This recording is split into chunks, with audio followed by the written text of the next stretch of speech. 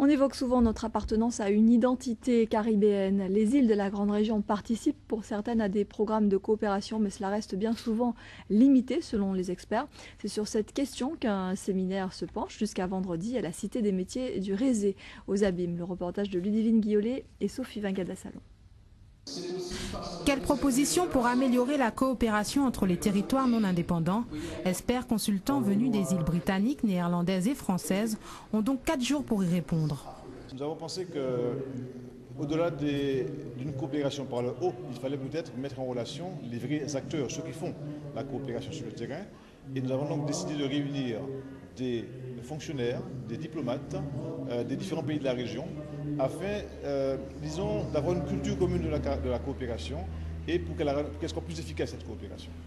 La Caraïbe compte ainsi près d'une vingtaine de territoires non indépendants, des territoires qui évoluent souvent sur des registres différents.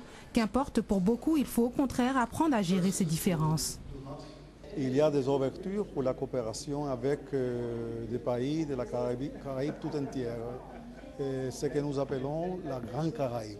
Ça veut dire la possibilité des échanges avec pays comme Cuba, Venezuela, les autres pays de la Caraïbe, qui ont resté jusqu'à un moment comme en partie séparés de las Antilles françaises, qui ont vécu très isolés du reste de la Caraïbe historiquement. Dans toutes nos actions, nous identifions à la fois des différences qui nous enrichissent, des pôles d'excellence qui sont les leurs et des besoins qui sont les nôtres. Notre problème, c'est plus de l'organiser, de coordonner les actions et d'être efficace sur le terrain et de faire en sorte que les peuples se rencontrent.